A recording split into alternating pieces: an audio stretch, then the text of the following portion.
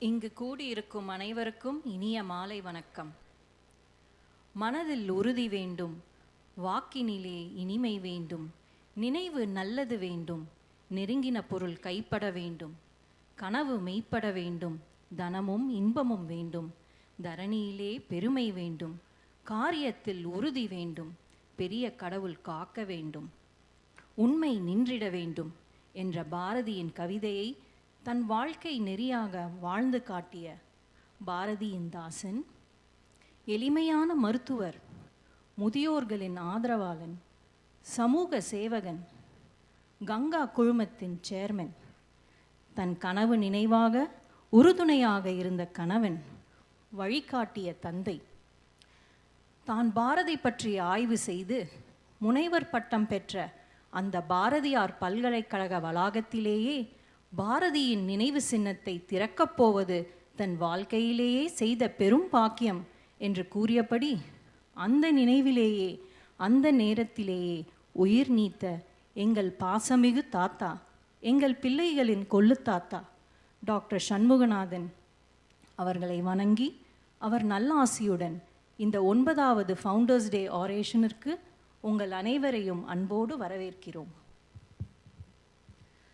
Bharadiyar rightly said, "A steadfast mind, sweetness in words, goodness in thoughts, and resolve in action are what we all need." And these are the values that our grandparents and founders of Ganga Hospital, Dr. J.G. Shanmuganathan and Mrs. Kanakavalli Shanmuganathan, exemplified. Their actions inspire others to dream more, become more, and achieve more. We welcome you all to the 9th Founders Day Oration of Ganga Hospital. I now request Dr. Rajasabhabati and Dr. Rajasekaran to kindly escort their mother, Mrs. Kanakavalli Shanmuganathan, and our chief guest for today, Mr. Nandan Nilekani, to the dais, please. மனதில் உறுதி வேண்டும், வாக்கினிலே இனிமை வேண்டும், நினைவு நல்லது வேண்டும், நெருங்கின பொருள் கைப்பட வேண்டும், மனதில் உறுதி வேண்டும், கனவு மெய்ப்பட வேண்டும், கைவசமாவது விரைவில் வேண்டும், தனமும் இன்பமும் வேண்டும், தரணியிலே பெருமை வேண்டும், மனதில் உறுதி வேண்டும், கண் திறந்திட வேண்டும், காரியத்தில் உறுதி வேண்டும், பெண் விடுதலை வேண்டும், பெரிய கடவுள் காக்க வேண்டும், மண் பயனுற வேண்டும், மண் பயனுற வேண்டும், வானகம் இங்கு தென்பட வேண்டும், உண்மை நின்றிட வேண்டும். ஓம் ஓம் ஓம். Thank you, Madam. I now request Dr. S. Rajasabhabati, Chairman, Department of Plastic, Hand and Reconstructive Surgery, Ganga Hospital, to welcome the audience. Chief guest of this evening, Mr. Nandan, Nilekani, and all of those who have responded to invitation, wish you all a very good evening. Our founders' orations have always been a very look forward to event. And when we started these orations, and our father said, the choice of the orator, I think he should be an eminent person who stands as a very high example of success, achieved through hard work, honesty, integrity, and with a social commitment and a passion in whatever they do. I think it's a tall order. I think to have all of them combined, I think is really a great boon if somebody should have it. That's the way, the grit was made for this. And the idea was that their presence in Coimbatore, their presence and words will inspire people to dream and create institutions of excellence for the benefit of the society. I think that's the which we started these orations. And this year again, we have got a speaker extraordinary. Thank you so much for your coming, sir, and wish you a warm welcome. This year, this Founders Oration is something we miss our dear father, I think, whom we lost on the 18th of August. But it's in the fitness of things that we think that he would have wished that this continues because it was his baby. And our father personified all the qualities that I mentioned before. That is someone who succeeded with hard work, integrity, passion with whatever he did. He enjoyed everything he did, and he enjoyed the journey of this, making the institution from a 5-bed hospital. I think this is the invitation, which is about just a 4 inches by 2.5 inches small paper card, with which our 5-bed hospital was started. That's the invitation which he started in 1972.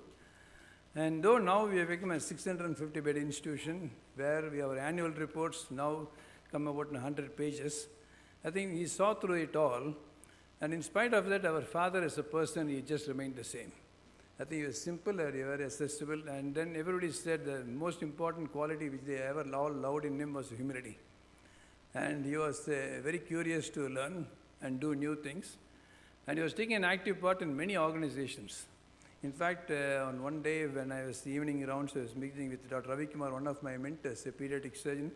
He once told me, Papa, I think one of the things which I liked about your father was that your father also stands an example of aging gracefully. I think he just finished his medical science, and then he took up one after the other, and then he aged gracefully. Such was our father. And we really miss you, Papa, but then we are sure that you ever guide us in continuing to walk the path you have set for us. The institution of Founders Oration happened in 2013. And the series was set by our former Chief Justice of India, Honorable Justice Sadashivam. And the first orator was Dr. Devi Shetty. I think he was the only doctor now who has delivered the oration. And he said the title of that was Affordable Healthcare. In 2014, we had Mr. Gopal Swamy, former Home Secretary of our country, and who was the Chief Election Commissioner. He spoke on governance and the governed. In 2015, it was Mr. Gopalakrishnan, Executive Director of Tata Sons. He spoke on achieving excellence. Is it an attitude or a goal? In 2016, we had the chairman of the TVS Group, Mr. Venu Srinivasan, who spoke on values that build institutions. And 2017, it coincided with the 25 years of coming over here, and for the new building and the other building in Ramnagar. And we had two persons to speak. One was Mr. Subarto Bakshi, and the other was Mr. Ramachandra Goa Innovation. So we had both of them speaking on 2017. And it was 2018, it was Mr. Muthuraman of Tata Steel, and he spoke on institutional transformation. And 2019, we had, for a change, we had a person who did really a social transformation, Dr. Abhay Bang, who is the founder of the Society for Education, Action and Research in Community Health. And he spoke on the topic of reach with the people. COVID gave us a gap of 2 years, and we resumed our Founders Oration in 2022, and the title was Responsible Business, Ethics with Economics, and Mr. Bhaskar Bhatt, Director of Tata Sons, he spoke on that 2022. And here we have, in 2023, Mr. Nandan Nilekani. And I think to introduce him, I think he got so many hats, he wears so many hats. And I think it's not far right for me to talk about, introduce him in the welcome address. So my brother will do it afterwards. And in welcoming Mr. Nandan Nilekani, Mr. Nilekani, I'm not welcoming you on behalf of our family or the extended family of Ganga Hospital. I am welcoming you on behalf of all the citizens of Coimbatore, because you have done so much proud. And in sometimes when we talk in our department meetings, when somebody says it's difficult or something difficult, I always tell them, if someone could think of giving an identity for 1.3 billion people of our country, I think nothing should be impossible. So thank you so much in welcoming you. I think I welcome you on behalf of all the citizens of Coimbatore. In addition to that, you're enthralled with a lot of books. I think many of them in the hall but I read your books, and some of them I found having the book in the hand, so that I think that somehow might have to catch you up for the signature. I think that's the reason they are having the book in the hand. And I'm sure they'll be loved to hear you. And in addition, I welcome all of you. I think we know this working day, and we are starting a bit early. I'm sure, I'm sure we all will have a good evening to cherish and remember, and we'll have many take-home messages for the future. Thank you so much, and have a good evening. Thank you. பாரதியின் கனவு ஆலைகள் வைப்போம், கல்வி சாலைகள் வைப்போம், சந்திர மண்டலத்தியல் கண்டு தெளிவோம், உலகத் தொழில் அனைத்தும் உவந்து செய்வோம், பாருக்குள்ளே நல்ல நாடு நம் பாரத நாடு. பாரதியார் கண்ட முற்போக்கு பாரதத்தை டிஜிட்டல் டிரான்ஸ்ஃபர்மேஷன் மூலம் செதுக்கியவர் இவர். A person who has given identity to 1.3 billion Indians needs no identification. But we deem it our honor and pride to have Sir deliver our 9th Founders Day oration. I request Dr. Rajshekharan, Chairman, Department of Orthopedics and Spinal Surgery, to introduce our Founders Day orator, Mr. Nandan Nilekani. A warm good evening to all of you. Actually, introduction of an orator is a routine ritual in such ceremonies. Sometimes it's a privilege, but when the orator is somebody of this eminence, a person who has contributed richly to the economy and development of the country, and somebody who is larger than life, like Mr. Nandan Nilekani, who is with us here today, it's really a great honor. And I'm so happy for having this privilege. Thank you, Mr. Nilekani, for being here. Born in 1955, I think he should have been one of the best brilliant students, because I was reading in the net yesterday that he was offered a seat both in IIT Chennai and also IIT Mumbai. And in one of the talks he has said, his father wanted to take a seat in IIT Chennai, but he, just as a rebellion like sons do, wanted to go to IIT Mumbai. So nothing has changed, and I felt very happy to know that. So I think it's beyond that, because it should be the destiny of not just our chief guest, but also the destiny of our country as a whole, because he's taking IIT Mumbai and then engineering and then getting into this small group is what actually transformed many things for our country. Now this small group actually stands very important example of what is one of the most favorite quotes in the world. Never doubt that a small group of thoughtful, committed citizens can change the world. Indeed, it is the only thing that ever has. And definitely, change is what they brought into the country. Because once this happened, through Infosys, they demonstrated to the world that an Indian company could implement standards of quality, operations, finance that compare with the best. And that is the legacy that they gave us. A legacy because after Infosys, world started looking at India in a very different way.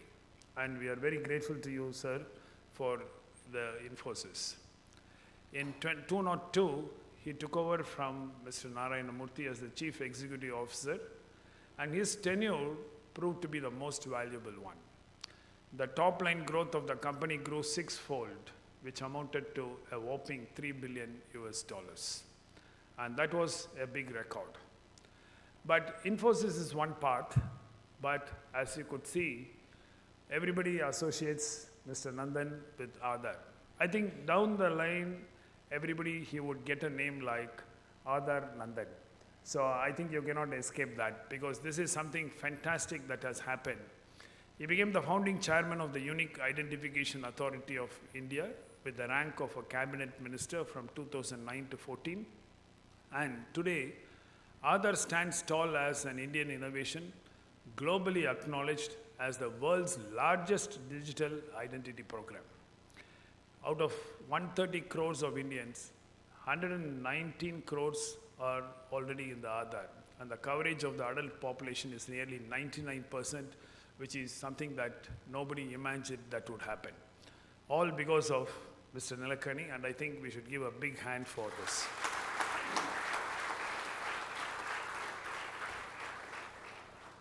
We are all very also super proud of the G20 happening in India, and Mr. Nandan is also the co-chair of the G20 task force on digital public infrastructure. Now, to excel in one's profession is something that we all agree that it's tough, but still possible. But what is so important is his multifaceted personality and his wonderful nature of being philanthropic and giving to everybody.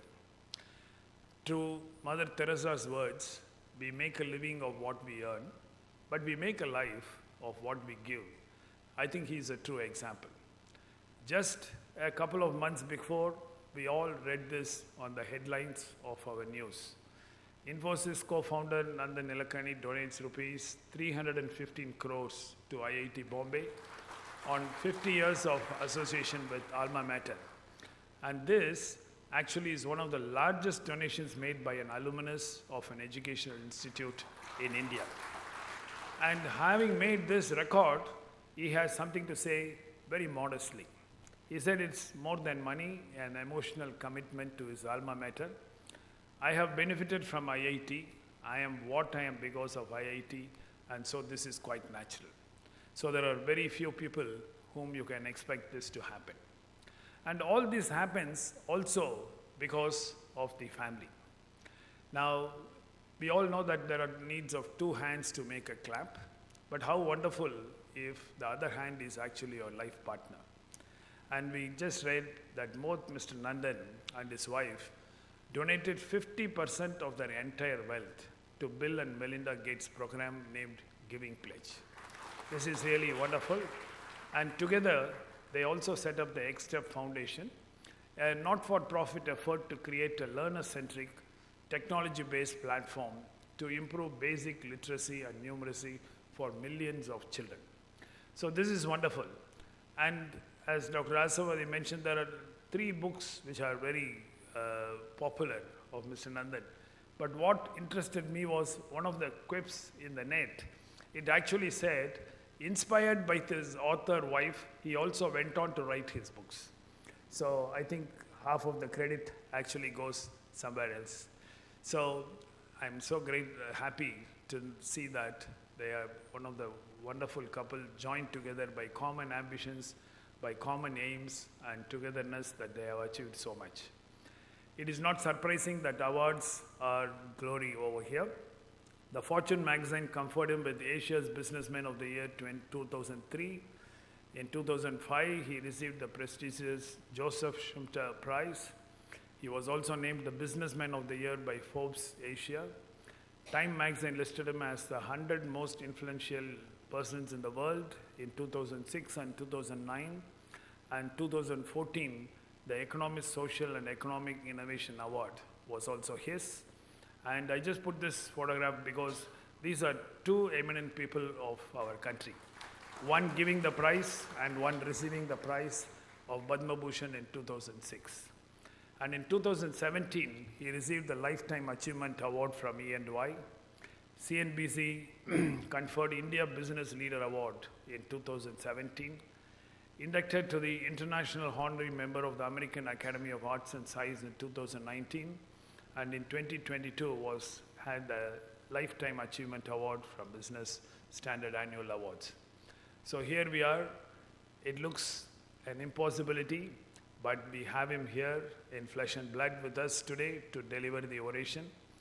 An amazing businessman, economist, writer, philanthropist, all put into one. And one of the e-quips had said, Nandan is actually jack of all trades and also master of all of them as well. Co-founder of Infosys, and this I liked very much when I read last night, a company that has made many dreams come true for many citizens of India. And what I liked most is perhaps the last, a person who can be a true inspiration to every citizen of our country. I have to honestly say, that after reading about him quite a lot in the last 2 days, we all know Mr. Nandan as one of the most eminent personalities, but to go into the nitty-gritty and to know his real achievements was really awestruck. And thank you very much, Nandan, for being here with us. And I present to you Mr. Nandan M. Nilekani, our orator today. Thank you. Thank you, sir. I now request Mrs. Kanakavalli Shanmuganathan to present a plaque and an honorarium to our chief guest today.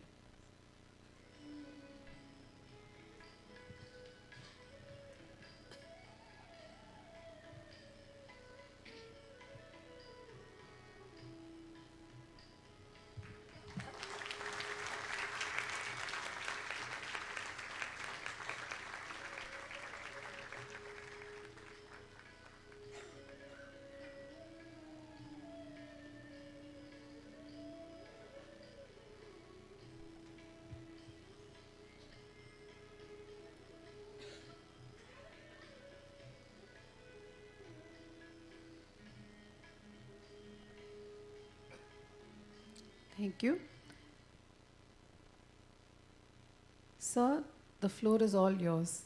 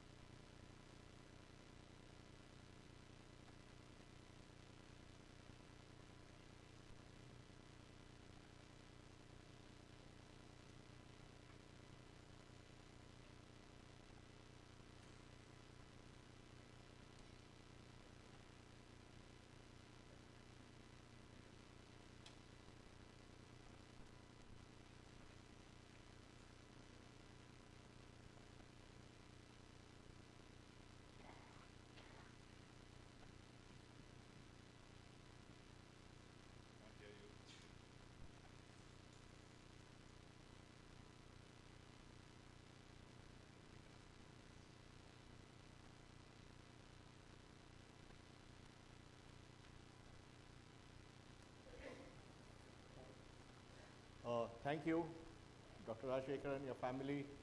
It's a real pleasure to be here at Ganga Hospital. We miss Dr. Shanmuganathan, but it's a great pleasure. I've had long association with you and you've always been extremely helpful whenever I've called you, so I'm really grateful for that. So today I'll speak about India's digital transformation, a process that has taken last several years and which has touched our lives in every way. When we use Aadhaar ID for identification, when we use UPI to make a payment, when we travel on the highways and pay with FASTag, all these things are manifestations of the transformation that has happened in India. Now, we know that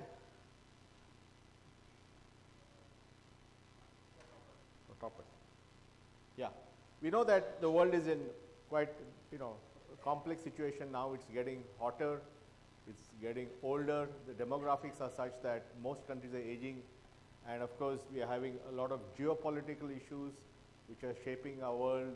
There's friendshoring, offshoring, there's the whole tension between China and the US and so on.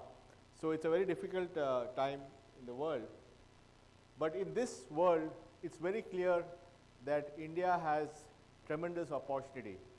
It's a young country with a young population, it's a democracy, and all expectations are that in the coming 30 to 40 years, India will be among the top 2 or 3 countries in the world.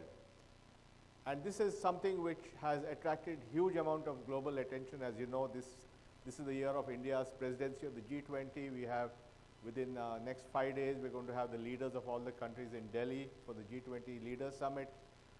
I can personally say that every week there's a board, some global board of a global corporation coming to India to see what's happening. And some of them are coming after more than 20 years. In other words, for 20 years they have not come, but now they've come back.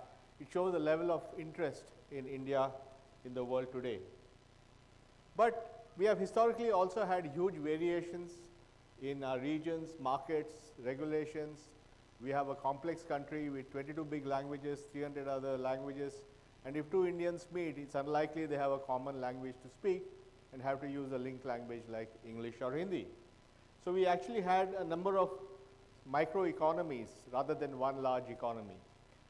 So the big thing that is happening is that India is slowly going from an offline, informal, low productivity set of microeconomies to a single online, formal, high productivity mega economy.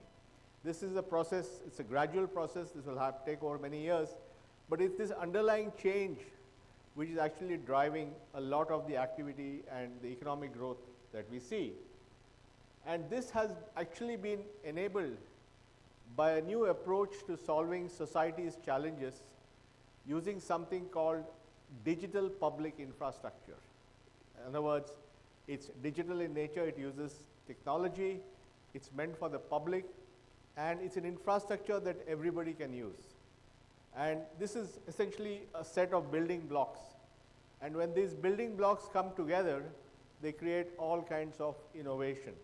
And each building block is good at doing one thing very well, but at the scale of the population. Now, Raj mentioned about Aadhaar. I left my job in Infosys in 2009 and went to the government and I had a cabinet rank in the government. I was there for 5 years. It obviously was a very difficult decision for me. I was the co-chairman of a very successful company at a corner office overlooking a golf course, 100,000 plus employees.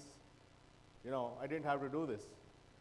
But I went anyway saying there's a chance here to make a difference to the country when I was offered this job to become So I went from a corner office in Bangalore to a room given to me by Mr. Aluwalia in the Planning Commission. I had to share that room with 4 or 5 people, so we were all huddled together. I went from running a company of over 100,000 employees to being employee number 1 of a startup.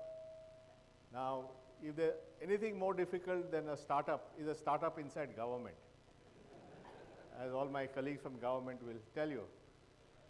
But anyway, I was able to work there, and we built this ID platform, Aadhaar, and I had made a commitment. When I met the Prime Minister, Dr. Manmohan Singh at the time, and he said, how much will you do in 5 years? I said, we'll do 600 million Aadhaars in 5 years. And then I went public saying we'll do 600 million Aadhaars, and everybody said, are you crazy? How can you go around making commitments like that? You never know what's going to happen. But I said, we'll do it anyway. So we were able to issue 600 million Aadhaars in 5 years. And then after the election, I went and met Prime Minister Modi. We had a very good meeting for half an hour. He was very attentive. He asked a few questions, and he became the champion of all this technology. And today, as we have 1.3 billion Indians who have a digital ID. And this ID is heavily used.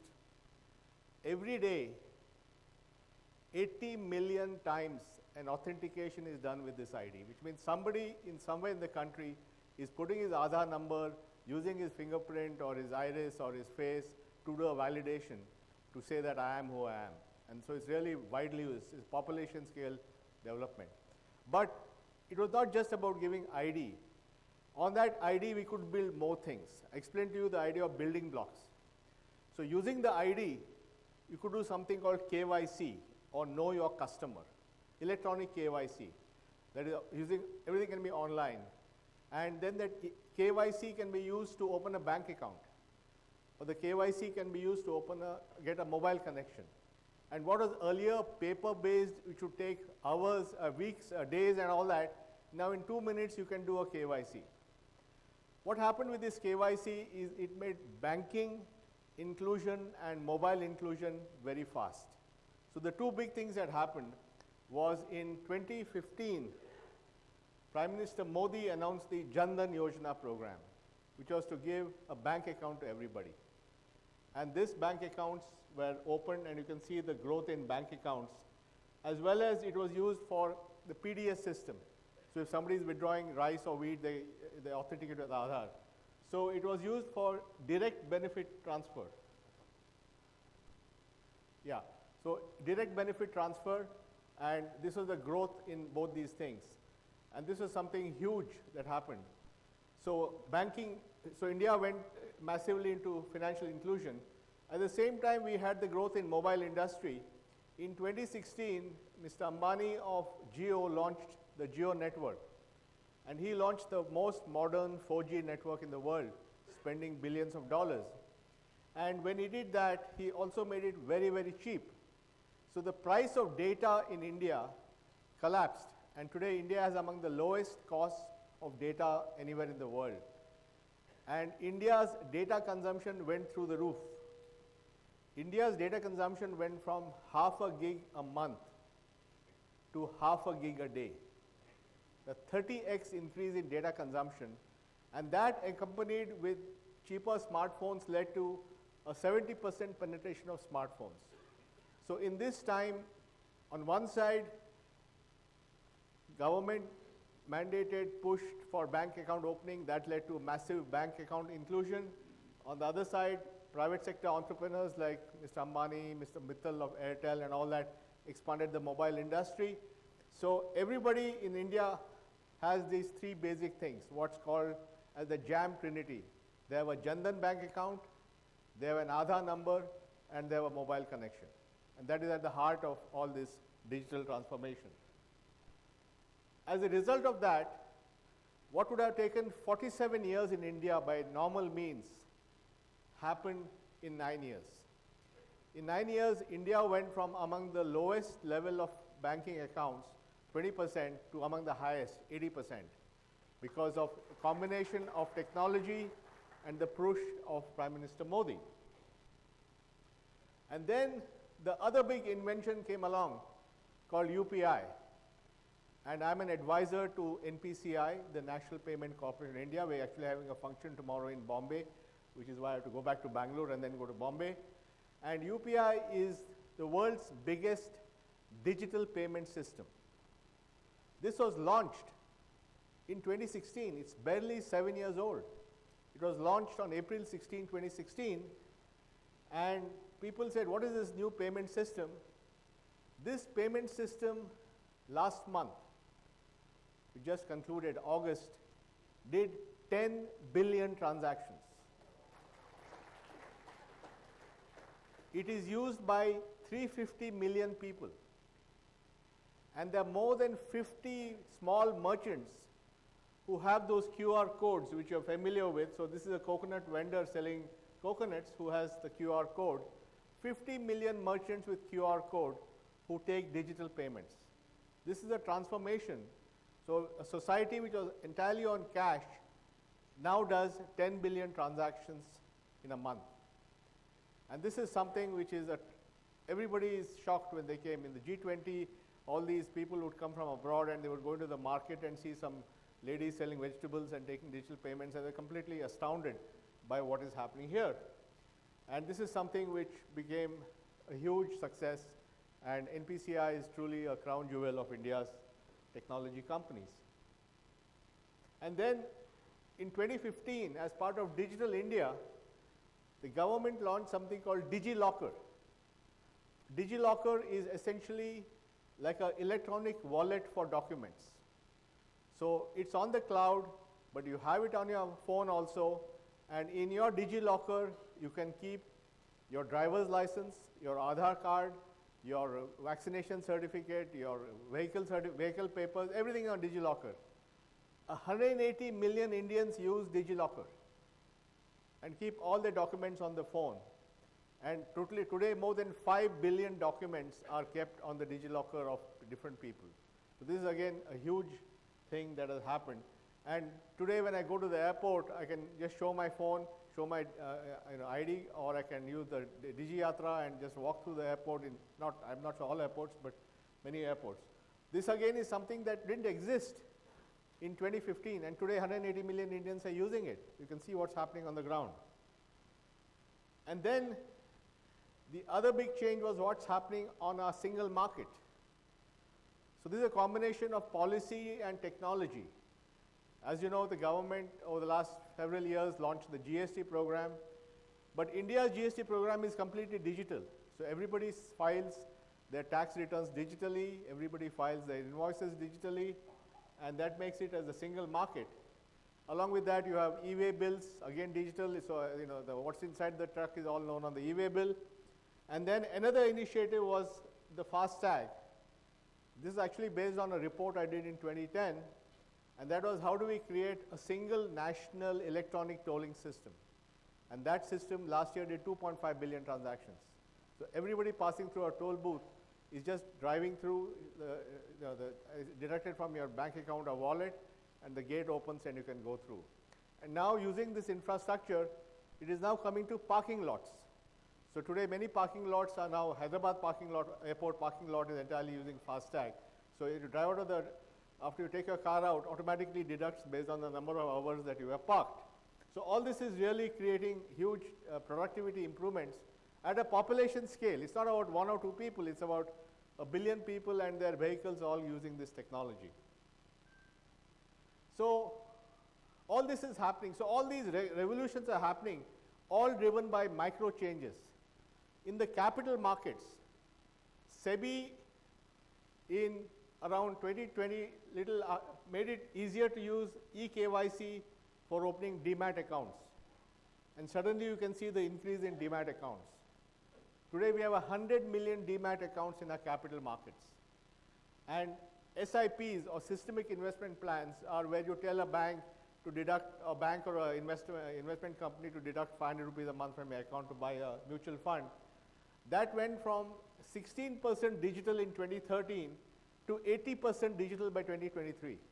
So everybody is now doing all the SIPs on the phone, and suddenly every month we have billions of dollars flowing into the markets using SIPs. And that makes India one of the strongest retail markets now because of technology on the phone. People are able to use this very quickly.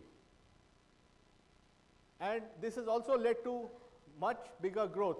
As you can see from this is all data from SEBI, by the way. So data from SEBI, it shows that the tier 1 and tier 2 cities are reducing and other cities are growing, which means more and more Indians in smaller and smaller towns are using digital their phones to access capital markets. So it shows how it's getting democratized.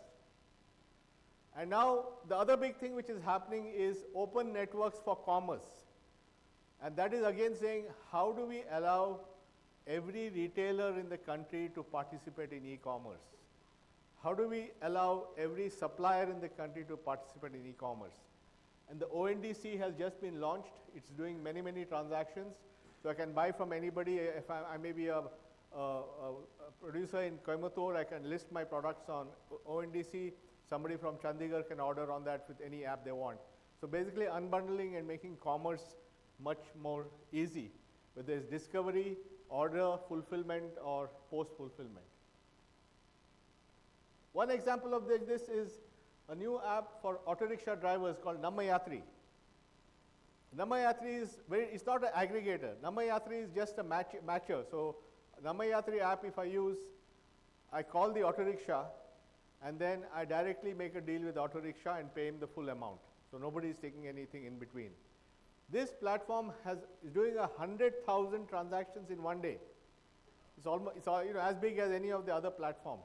But it's not a platform of of aggregation. It just matches the two and lets them do with themselves. And this is something which is transforming mobility. And this is now, it's come in Calcutta, it's come in Kochi, it's going to come in other cities. So while aggregators create these gardens, in India we're going to open this up in a way that everybody can participate. So really going to make markets much more democratic, allowing all producers to participate. And this really creates a much more agile economy because you can combine these things in different ways. The other area where there's a lot of work happening in digital is the whole area of education, skilling, and jobs. Because we all know that India's future depends upon making sure that everybody is educated, everybody has the skills, those skills are recognized by employers, and they can be matched very easily.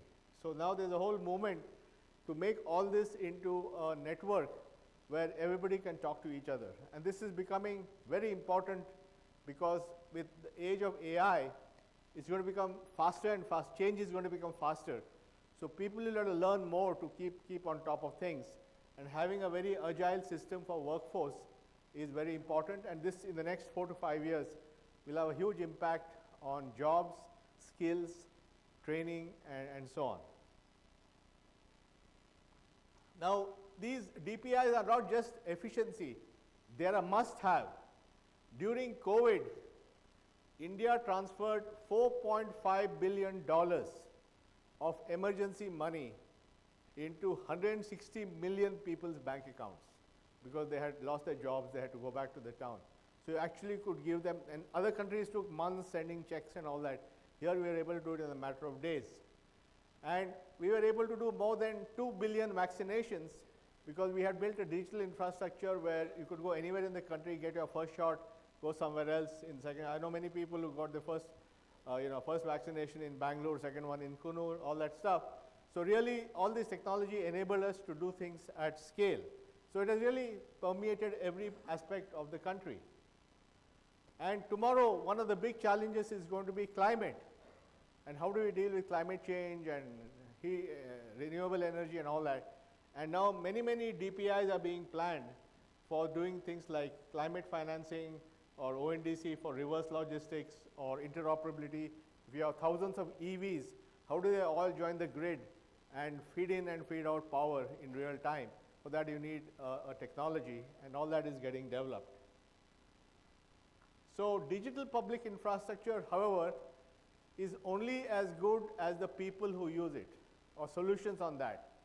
Because you can build all this, we gave everybody an Aadhaar, we gave, built UPI, but finally we needed companies to build applications on top of this infrastructure to create solutions for you.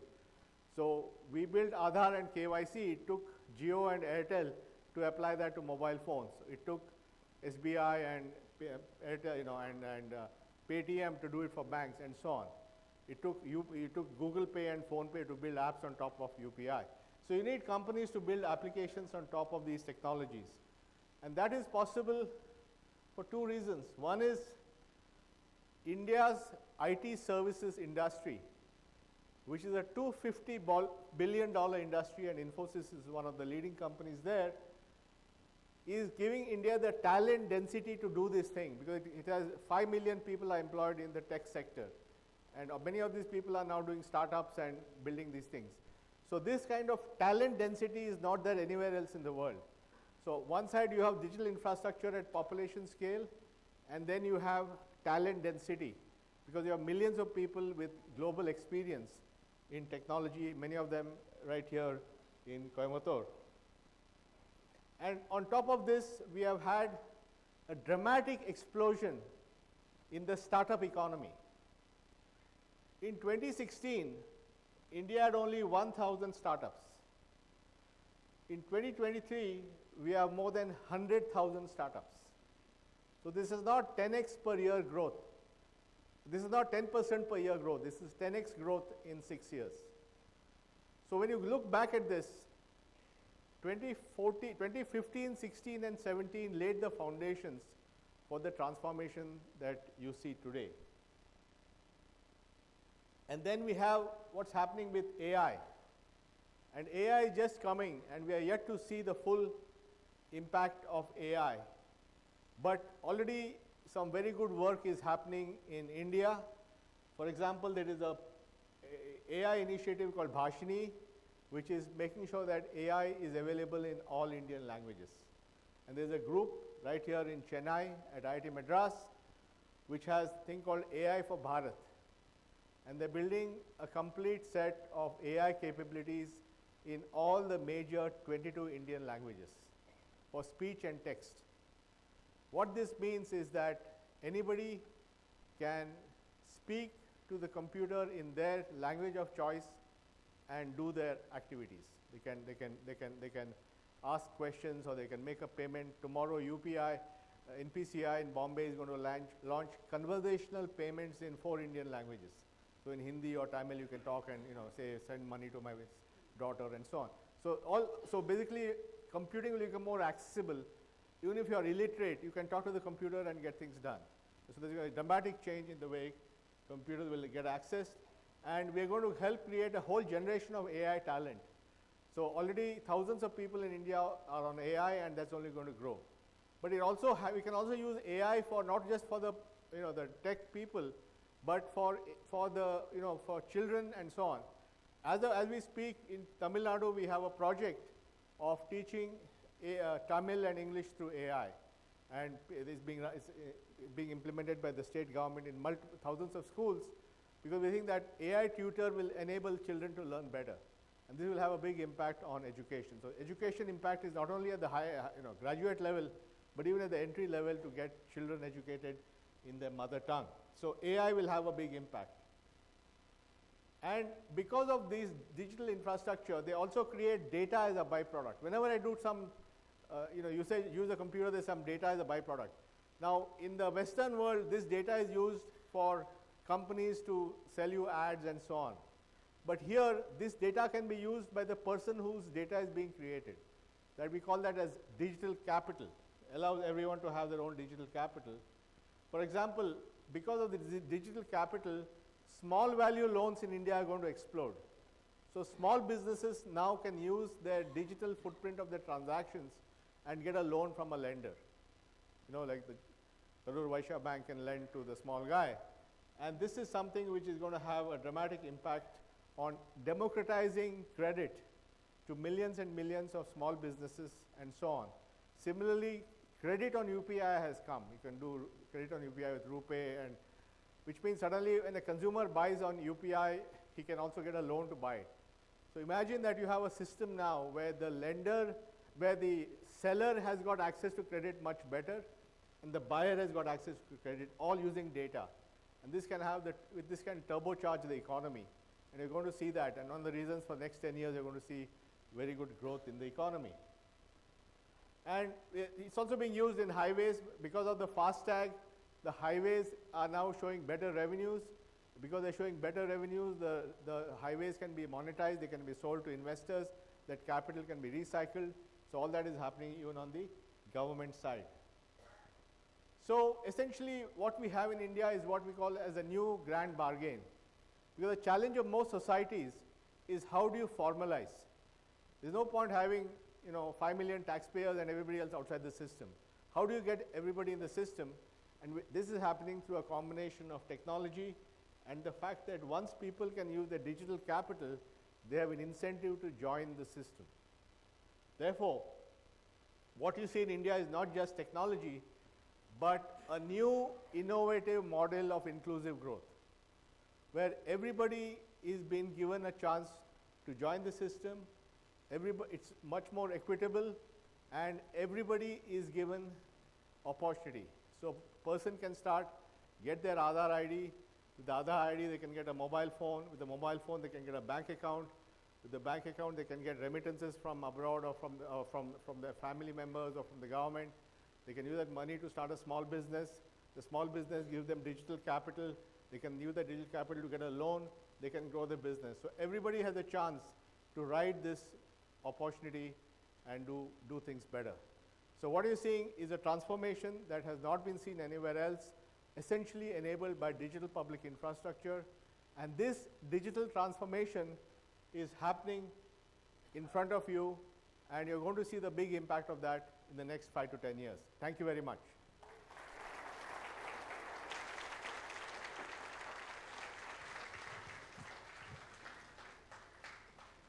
Thank you, sir, for taking us through the transformative power of technology that has enabled financial and economic inclusiveness in a country as large and varied as India. I read, as you quoted, ideas lead to ideology, which lead to policies and that lead to action. Mr. Nandan Nilekani's idea of digital identity for all our citizens has totally changed the way we think and live. There were days when it was said that we do not pass through a day without using a Tata product.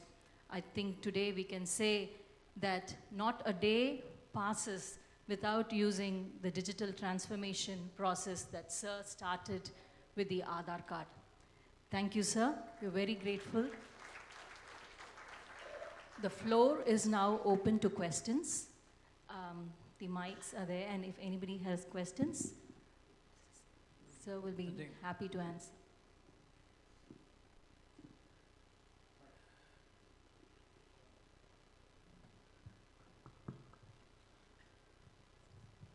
Thank you for the informative talk, Mr. Nilekani. It's just a question of time when other countries will be able to catch up with what India has done. Then what next is in your mind 10 years down the line to keep India ahead of the other countries? Well, you know, this is not a zero-sum game in that sense. If other countries also prosper, I don't think it's a challenge. But we are only halfway in our journey of transformation. We have to still, ONDC has to roll out to businesses. The AI has to get rolled out. The logistics transformation is only halfway on the way. So there's many more things coming which will happen. But I think it's also good if other countries do this. In fact, one of the goals of the G20 of India's presidency is to popularize the idea of digital public infrastructure and to make it more common in the world. And there's a goal to get it to 50 countries in 5 years. Because if more countries prosper, it's good for the world. And if India can provide the technology and the leadership, then it becomes part of India's contribution to the world. So that's how everybody's thinking about it. But I think to make this happen, it requires a lot of things to come together. It requires leadership, politically, technologically. It needs talent. It needs, you know, so many things to, and also a shared vision of what is possible. So, and we have that fortunately here. So it's not that easy to recreate some of these things. Good evening, Mr. Nilekani. Thank you so much for that stimulating oration. I have two questions for you. Your thought on using the public digital infrastructure for public health, while education we have done very well. I hope in our generation we'll see a parallel in health, thus improving the health of people. There is the under 5 digitization process going on, a database countrywide that is being led by the government. Any thoughts on that? So thoughts on using the public digital infrastructure on health and the under 5 cohort that is coming under digitization. Yeah, well, I think a number of things. One is that when you think about it, the COVID vaccination certificate was the first example of applying this kind of population scale for a digital, for a health thing.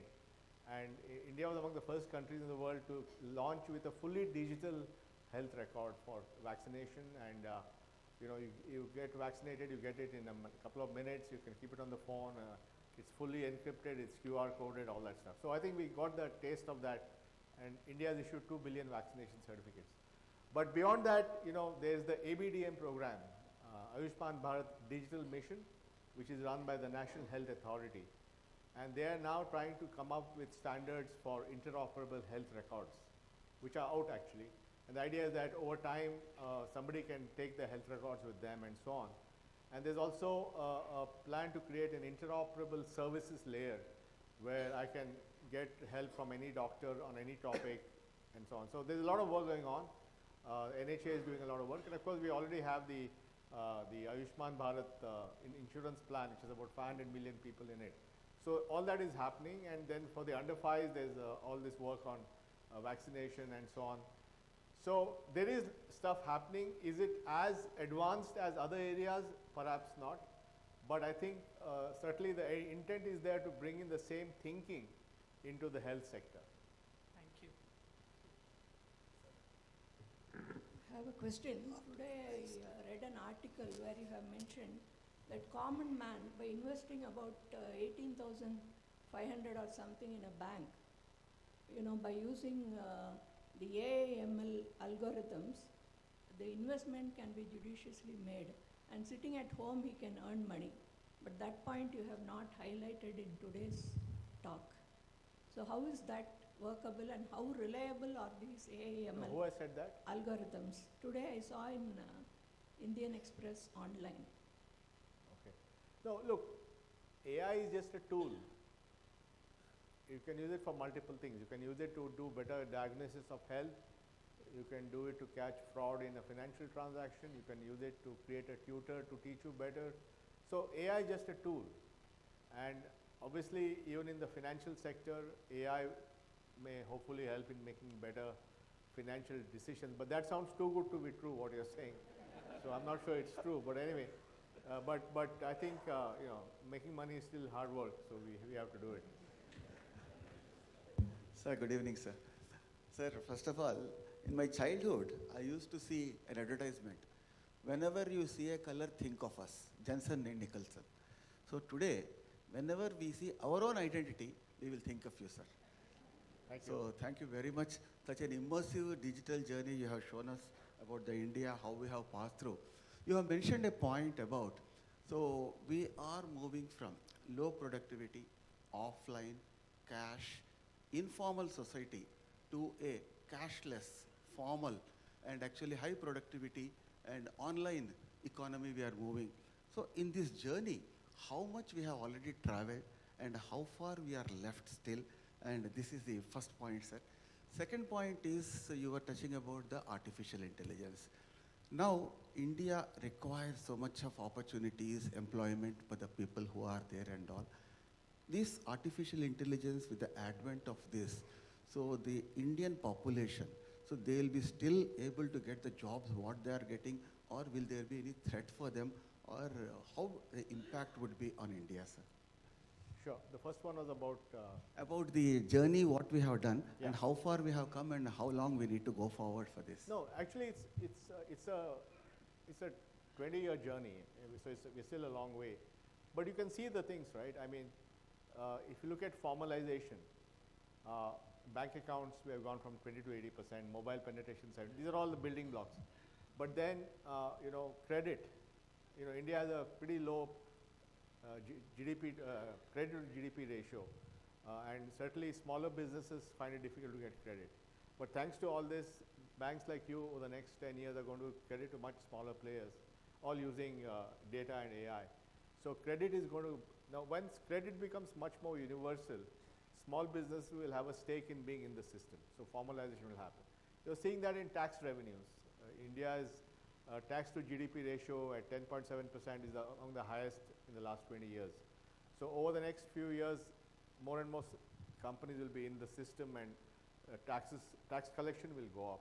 The number of taxpayers has gone up quite a bit. So you can see all different strands of formalization happening, but this is a slow process. The other big thing which is happening is Indian assets are moving from physical to financial. So people would keep the money in land or in gold. Now they're moving into financial assets, especially because financial assets are now become so easy to invest in. So all these are like 20-year transformations happening, but you can see the impact of that everywhere. Now this AI thing is both a opportunity as well as a challenge. The opportunity is that AI can be used to provide better healthcare, better education, all that stuff. So there's a lot of value in better language skills and so on. But AI also makes jobs much more volatile, because as AI becomes more powerful, it will do more tasks. As it does more tasks, many jobs, the job may not go away, but a lot of the tasks inside that job may go away. So people will have to adjust and learn new skills to do new tasks. So the pace of change is going to go up, which means we have to create a society where everybody has access to new learning so that they can learn new skills. And then of course we have the challenge of millions of children not getting any education, and how do we use AI to get them that education. So it's both an opportunity as well as a challenge. So you have to deal with both. Thank you very much, sir. Thank you. Good evening, Mr. Nandanji. I am sure each of us in the room is very excited to be a person who has really imagined about India and transformed India. I have two questions for you, sir. First one, as we know, most of the wealth in the world is locked up in real estates. Real estate. Most of the wealth. Most of the wealth in the world. 70% of our entire wealth is locked up in real estate. In India, the biggest financial thing will release when the land title deeds are digitalized and the transactions and bank loans happen like how it is happening. How far you see this land becoming easy for using the digital infrastructure is the first question. Second is India is far behind China in terms of manufacturing, And India as a country is not able to follow this manufacturing-led things, and we have shortfall in our foreign currency. So the biggest thing which is now saving India is our service export. But in service export, I was told earlier that we are mainly doing secondary work, a type of coolie work. Product work is being done by innovative company like your Microsoft, which has got product SAP. So how far do you see this our sector, service sector, which is now going to be India's top game changer in the world? In what manner we can, our laggardness from China, we can overcome by our digital superiority. So in this, we'd like to hear from you, sir. Thank you. Yeah, so you're right in saying that India's economy, or it's not, I won't say economy, but the strong foreign exchange position is because of services, right? So just the IT service alone is a $250 billion industry, and a large part of that comes into the country. And similarly, Indians who have gone abroad are sending money back, and India receives $108 billion of inward remittance, much bigger than the second largest country, which is about 60-70 billion. So that is the source of our strength, and that is why today we have $600 billion of reserves, whereas around our neighborhood, countries are down to 10 billion, and all the challenges you have seen in Sri Lanka and all that. So we are very fortunate because the services export has provided the financial strength. But I think the manufacturing turn has come. Of course, I shouldn't say that in Coimbatore is a great manufacturing city, so you're already doing that. But especially in electronics manufacturing, this is because of geopolitics. And what has happened over the last 20 years is China had become the supply chain of the world, and now with the geopolitical situation, there's a whole thesis that countries or organizations should diversify their production, China plus one or China plus N. So they'll go to Mexico, Vietnam, India, and so on. And India is going to be the beneficiary of that. And we're already seeing that, say, in mobile phones, which in 2016, 2017, Apple didn't make a single mobile phone in India. Now they make about 5-6% of the mobile phones in India, in Chennai and Bangalore. People like Foxconn and all that make it, and that is going to create thousands of jobs because that's a very very difficult thing to automate. So I think we are, and then the other big transition is going to be EVs, which again you have it here. But as you transition, EVs also is going to create a lot of manufacturing. So I think you will see more manufacturing now than ever before because of global trends, because of technology transformation, and because of geopolitics. So I think it'll never be like China, but certainly it'll be a bigger part of the Indian economy. And your first question was about land, real estate titles. Yeah, land is tricky to solve because first of all, land in India is a state subject. We could solve these things like ID and banking and telecom because they are federal subjects. They come under a single regulator. So banking policy is done by RBI. Telecom policy is done by DOT and TRAI, and so on. So when you have a subject which is a national or on the federal list, central list, you can apply to the whole country. Land is on the state list. And also historically, because of the British and the kingdoms and all that, we have zamindari, this system, that is all, it's a mess. So you can't solve this easily. So every state has to solve it, which means it'll take much longer. Like if you look at GST, before GST, every state had a different tax system. And some states had a very good tax system, some were very behind. Now all states are on the same tax system, so you brought the standard up. So you can't do it that easily in a decentralized way. But what is happening now is the fact we can give credit against assets because of the infrastructure we have. Many states have got better land records, Tamil Nadu, Andhra Pradesh, and so on. They can now take those land records and put them on this digital infrastructure and give it to a lender. And the lender can then, based on those land records, give loans. So once we create liquidity for real estate with this infrastructure, then you will unlock the capital in land. But it will take some time. Yeah. Thank you, sir. Just final clarification regarding the service sector. What can be the more value-added things which will, enhance India's this thing? Well, I mean, $250 billion a year is not a bad number, but I think it's steadily happening. I mean, in many areas now, India is a world leader. I mean, if you look at the banking software, 3 out of the top 4 vendors in the world are Indians companies. So, it's happening all the time. It's everywhere you're seeing more value addition. Thank you. Thank you. Welcome on Teachers' Day on Digital Transformation Brainstorming. I have a question, a simple question. In a healthcare with 130 billion people, 140 billion, Internet of Things and image processing, the research and development work in health science, how is the status now? In Number health, one, health, yes. healthcare image processing and Internet of Things in research and development. How is the status? Number one. And for a small medium entrepreneur with say 100 employees to install an AI system, image-based tool designing, how much it will cost? I don't know. I don't know the price of AI tools for manufacturing, but I think for 100-bed hospital to put a decision support model, how much it will cost? I don't know. I am not an expert on the price of these things, but I think it's happening, and the prices are falling. I mean, for example, you have products now which use cheap IoT that can, I know they've seen this thing called 10-bed ICU.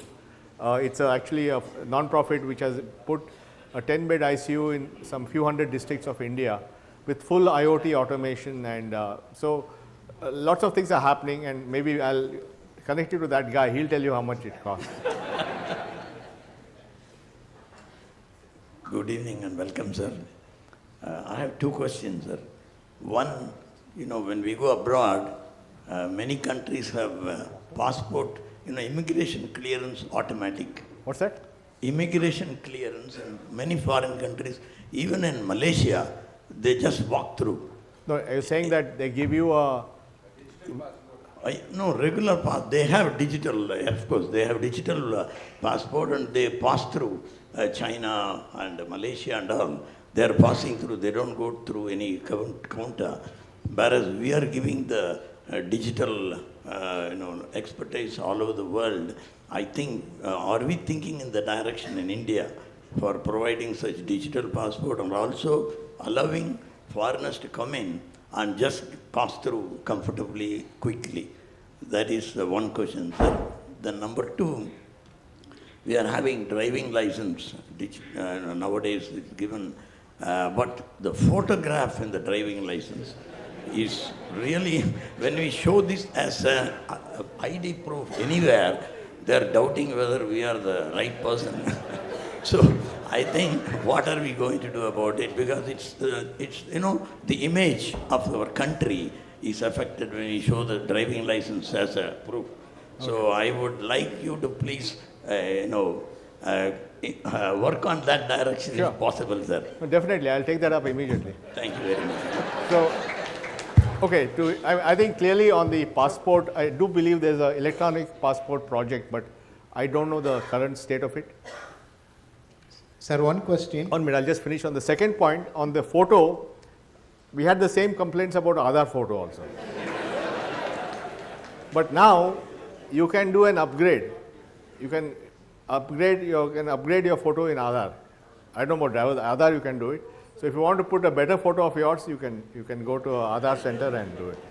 Yeah. Sir, with all this digital and technology advancement, what is the roadmap of the government for voting from home? I'm not a spokesman for the government or the election commission, so I can't comment on that. But globally,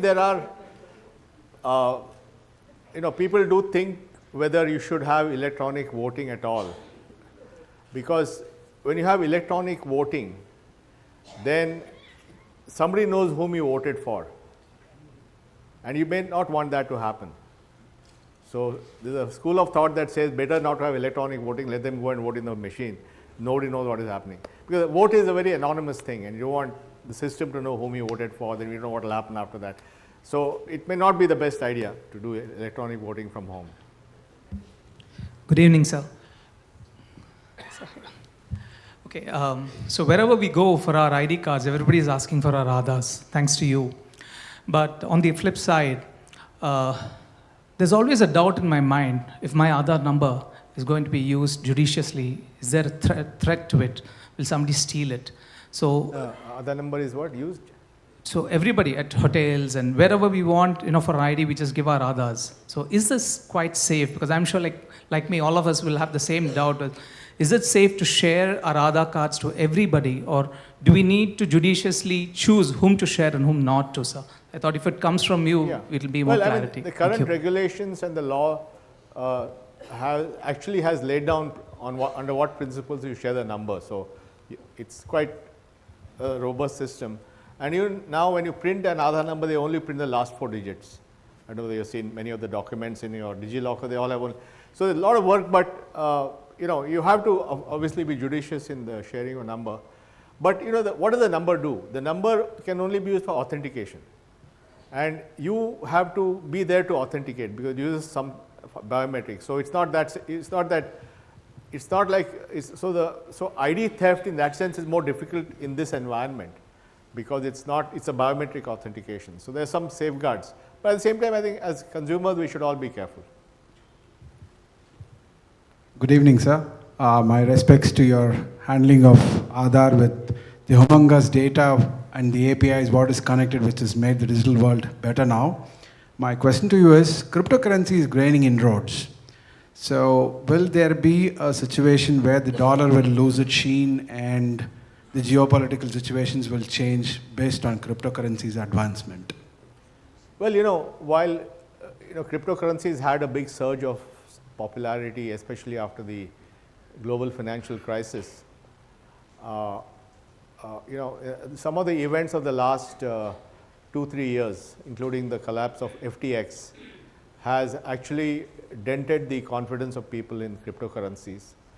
And also regulators around the world like RBI and BIS, which is the Association of Regulators, has come down with a lot of regulations on cryptocurrency. In the US now, for example, the SEC is saying that they have to be regulated as securities and all that.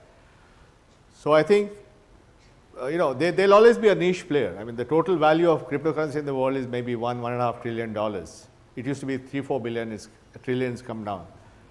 And the central banks are coming out with their version of digital currency called CBDC, central bank digital currency. India has done that. So I think cryptocurrency, in my view, will be there as a product, but it's not going to be a replacement for the way we do the world. We still need fiat currencies issued by governments, guaranteed by the central bank to keep the world going.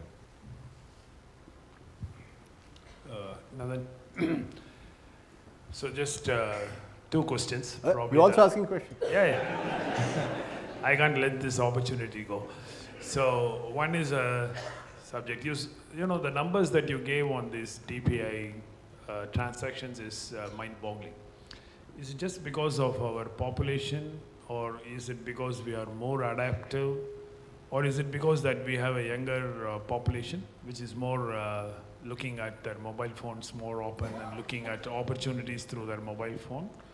Well, it's all of the above. I think Indians have been very good at using technology, and if it's useful to them, if it's not useful, they'll dump it. The biggest thing in India is people delete the apps on the mobile phones if it's not useful. So it's quite a, there's no forgiveness here. They'll do what. But I think it's useful. If that vegetable vendor finds that taking digital payments allows her to do more transactions per day and increases her sales, if it makes it more safe for her, because at the end of the day, she's not sitting with a bag of cash. It's all in her account, so nobody can steal it from her. All these things, they instantly understand the value of that, which is why 50 million merchants today in India take payments digitally, and many of them say, don't give me cash. Today, if you go to some small shop, she'll say, no, give me digital, what is all this cash? And actually, many people coming from abroad find it difficult because they don't have this UPI and all that. So they're not able to operate only because they're all saying, give me, digital payments. So I think there is it's partly the youth also, of course, I think that. But even, I know people in the 80s who pay with UPI, so it's not that it's only a young people's thing. Look, what was the option before? See, what you're giving is so significantly better. People are going to have it. Take it. No? Yeah. And if there are no further questions, I would like to ask You would have met a lot of people here before coming. You saw that there was an elder generation, and every one of them had brought their younger generation also to hear you. I thought that was based on fatwa by you. No. Now, so behind all these DPI, artificial intelligence, and everything, there is a human aspect to it, and behind Aadhar, there is a Nandan. I mean, behind everything, there is a human personality. So Coimbatore is a fertile area for entrepreneurship and growth. So I'm sure that there are lots and lots of people here looking at human advice from you. What is the opportunities? What is the mindset we should have? What is the human approach to have in the next 1 decade for real growth? What do you think is the place of the Indian youth, their entrepreneurship, opportunities, their challenges, everything? No, everybody wants to be a Nandan. I mean, that's... They're welcome, man. No, I think, obviously the next 10 years, unless something difficult happens, we are actually in a very good place.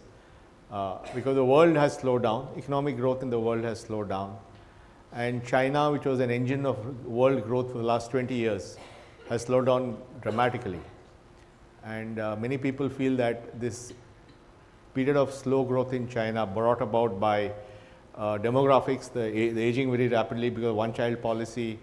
They have massive debt in the real estate business. The local governments made money by selling land, now they can't sell land. A lot of problems. The private sector has been kept suppressed and so on. So fundamentally, China is an engine of world growth. That era is over. And India has the potential to be, if not that big, but certainly an engine of world growth, which is why all these global leaders are coming here, because they see this as a rare, bright spot. Now, that means that there is going to be a huge opportunity for creating value, right? So, I mean, typically the ratio of market cap to GDP is about 1 time. So, if your GDP is about 2.8 trillion, then your market cap of your stock market is 2.8 trillion, but the GDP is going to go to 7 trillion in next 10 years, 12 years, a market cap of a public company is going to go to 7 trillion, which means that lots of value is going to get created. It's going to get in public markets, in private markets, in enterprise, and so on. So, there are going to be many, many opportunities in this. Now, it's up to each individual to figure out where they want to play, in this landscape and create value for themselves. But I think it's there, but more importantly, they have to approach it strategically, calmly, look at all the options and play the long game. Like your father set up this hospital and mother in 1978, right? And today you have 650 beds, it's an amazing thing, you have virtual surgery, all that stuff. It was just a vision or a dream in 1978. Today it's this massive complex. So humans can do anything they want. It's really up to us and our imagination. And then hard work.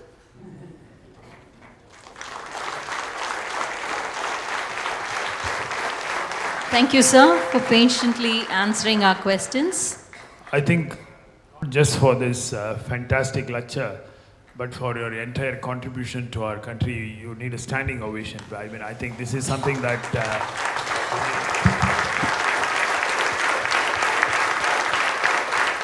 Thank you. Thank you very much for your... Thank you. Thank you. Thank you, sir, for patiently answering all our questions. I think the take-home message today has been going digital is no longer an option, but it is the default. India is on an exciting phase of growth that occurs once in many decades. This phase has its opportunities and challenges, as one of us stated, starting from the photo on the Aadhaar card, but it's happening, and the digital transformation is here to stay, and it is helping India leapfrog into a superpower to reckon with. Thank you, sir.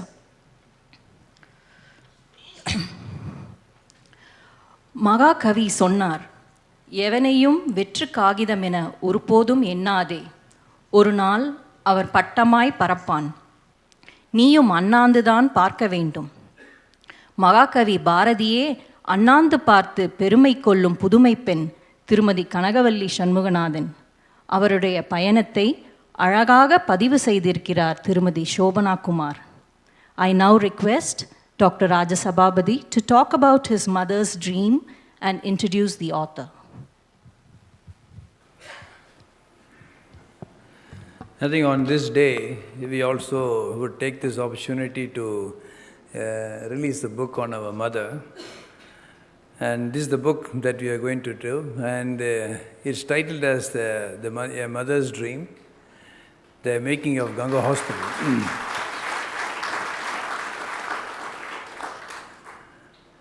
Why this book is the question. In 2011, I think Nandan also told that in 1972 we started, and 1978 we got our own land and then started, and we came to this area in 2007. And 2011, there is a small conversation which happened with a few of our friends. One of the notable writers, Mr. Maramin Baindan Muttaya, he wrote a book in Tamil for Annayin Kanavu, Koi Ganga Amarthumanai. And this book became extremely popular, much beyond our expectations. So we printed only a small number of copies, but then there is extremely popular because probably it resonated with the dreams of many of the young mothers.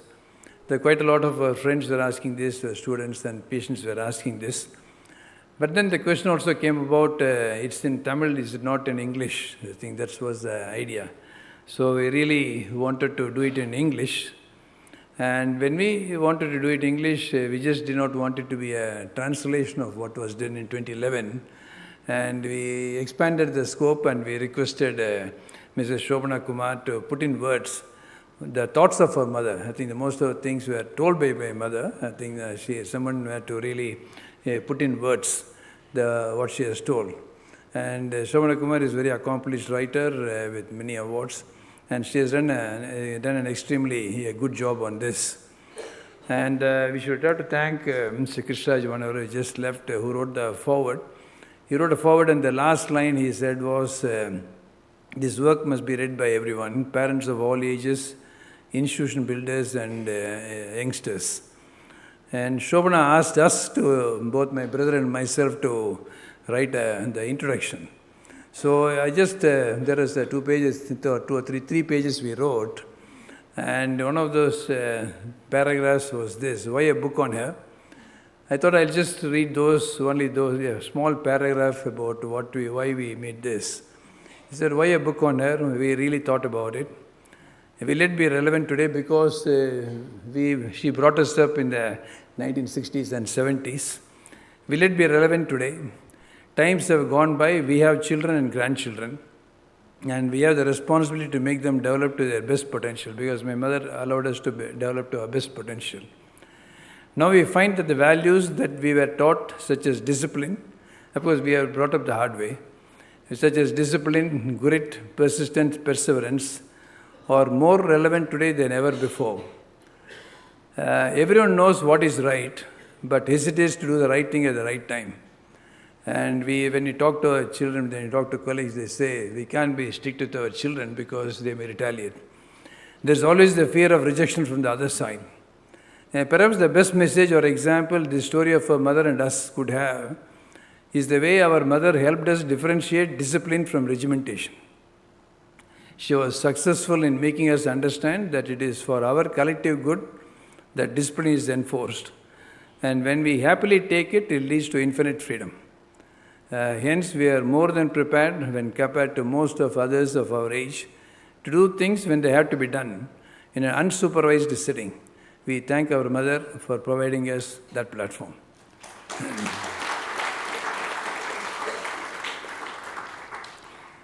And Shobana did a good job in putting it in 10 chapters and in 200 pages. And that's what the book that we are going to really release today. And for the launch of this book, I would request Nandan to release the book later on. And to receive the first copy, I request Mr. Krishnan of Krishna Sweet and Mr. A.K. Vishwanathan, both of us are great family friends, to step forward to come up to the dais to receive the first copies. And the author, Ms. Shobana Kumar, to come up to the dais, please. Thank you so much.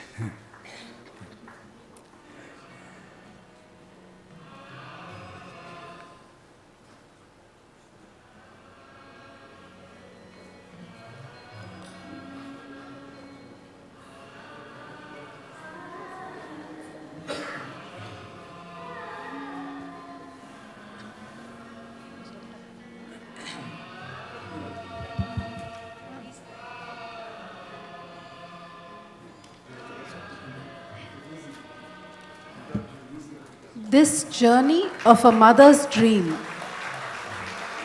from a 5-bedded to a 650-bedded hospital has been beautifully captured in words by Mrs. Shobana Kumar, who makes each reader embark on a journey where every page is rich in thoughts, memories, and lessons. Her profound writing stirs moments of joy, aspiration, and even melancholy that was endured by the mother on her journey towards achieving her dreams. Mrs. Shobana Kumar patiently listened, read stories, and put together the soulful book that will feel like a warm cup of tea on a rainy day. I now request our chief guest, Mr. Nandan Nilekani, to release the book, and also as a token of our gratitude from the entire family, I request our chief guest to kindly present a memento to Mrs. Shobana Kumar.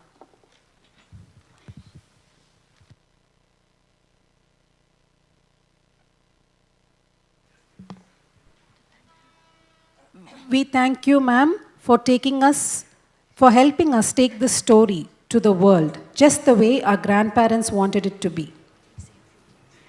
I'm just going to be very brief, Mr. Nandan Nilekani. Thank you for giving us hope for a renewed India. Thank you very much, sir. Such an honor and a privilege.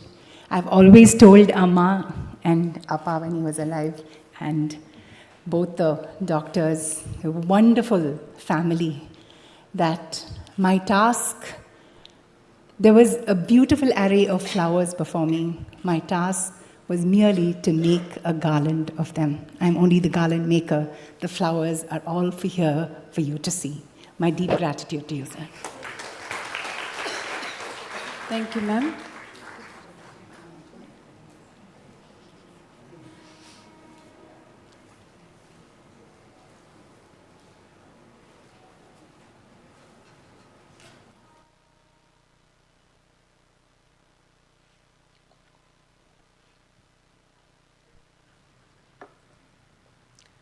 I now request Dr. Rajashekaran to kindly deliver the vote of thanks. All good things, however good they are, have to come to an end.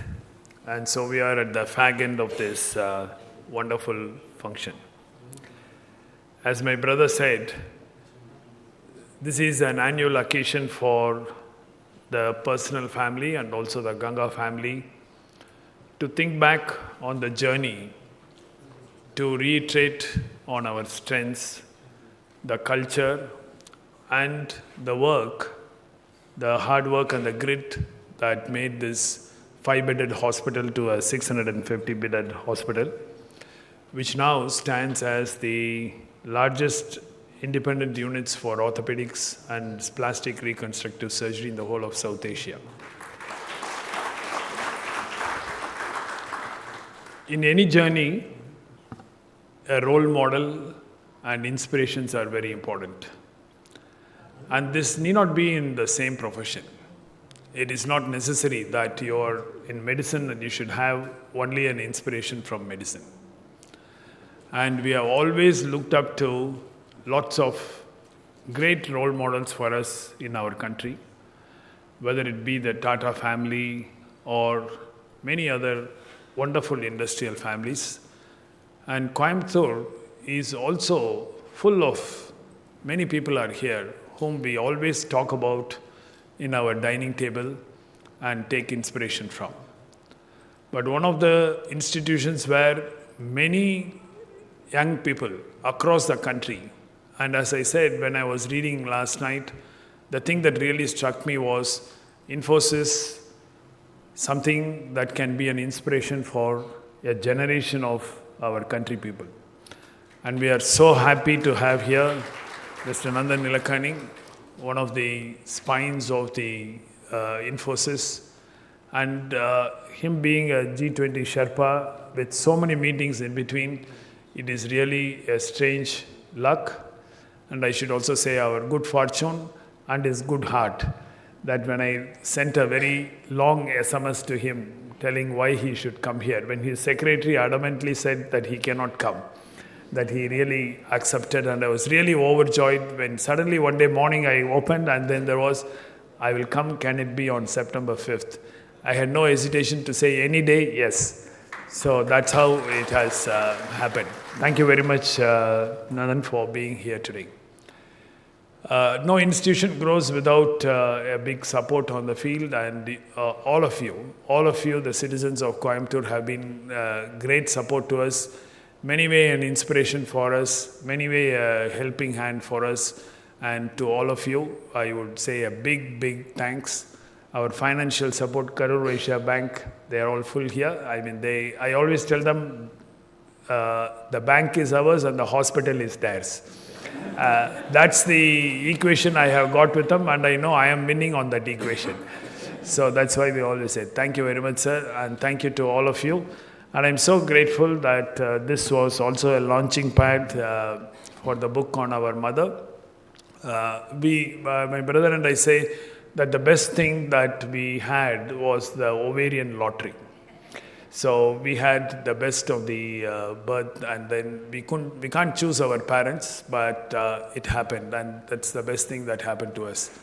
And it's doubly pleasurable and a privilege that the two people who got the first copy, Mr. Krishnan and Mr. A.K. Vishwanathan, sometimes you have people beyond the family who are more your family, and we are really grateful for that. It was to such a stage when my mother and father, sometimes we on the dining table, they ask us something and we say it's difficult. My mother will say, "Sir, neenga ponga na Krishna kettukren." So, and Krishnan actually provided everything that was asked for or not asked for, and we are very grateful for that. And Mr. A.K. Vishwanathan sir has been a source of strength, pillar of support, and very much a great affectionate source. And we always look at it as our fortune that we have been blessed with so much of support. A big thank you to all of you, to Mrs. Shobna, to all of you, to Anand Peter and every one of you here. And thank you so much for being here. Thank you. Thank you, sir. We have about a small number of copies of the book which has been and the rush print that is called that. So as you people leave, I think we could have a book for each family. I think the book should be available. And when you go back, please pick up a book. Thank you. Thank you, sir.